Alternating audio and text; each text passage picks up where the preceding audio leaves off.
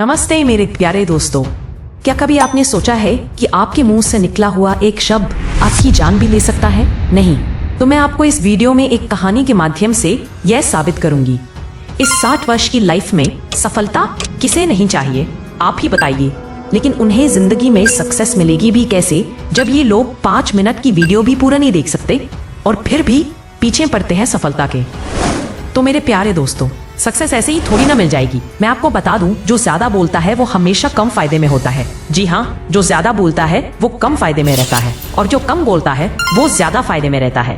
कभी कभी ज्यादा बोलना आपकी मौत का कारण भी बन जाता है। क्या आप सोच सकते हैं? क्या आप कल्पना भी कर सकते हैं कि ज्यादा बोलना मौत का कारण बन सकता है? जी हाँ, ऐसा ही हुआ 1825 ईस्वी में। मैं आपको ये सच्ची घटना बताना चाहती हूँ कि ज्यादा बोलने से आपकी कैसे मृत्यु भी हो सकती है।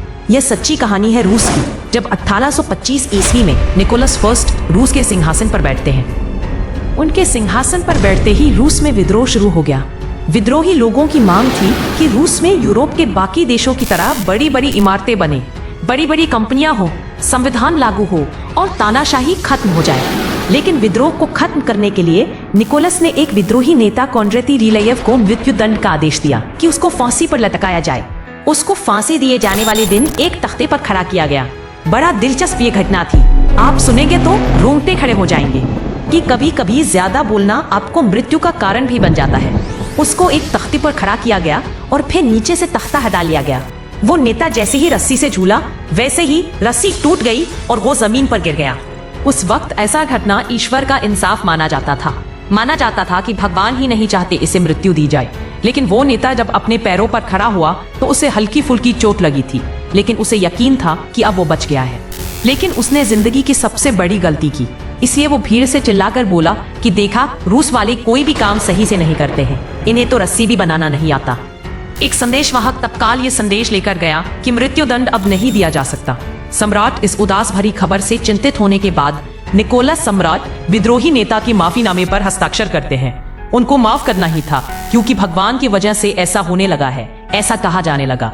लेकिन तभी संदेशवाहक से सम्राट ने पूछ लिया कि क्या इस घटना के बाद विद्रोही नेता ने कुछ कहा। संदेशवाहक ने सम्राट को जवाब दिया कि सम्राट, वो नेता कह रहा था कि रूस वालों को तो रस्सी भी बनानी नहीं आती।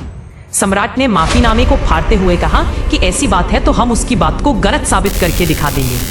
अगले ही दिन विद्रोही नेता को फांसी दिया गया और इस बार रस्सी नहीं टूटी। साथियों, इसलिए ज्यादा बोलना मृत्यु का कारण भी बन जाता है। ज्यादा बोलने से कितना बड़ा नुकसान हो जाता है, कभी कभी हम कल्पना भी नहीं कर सकते हैं। कैसी लगी आपको ये सच्ची घटना?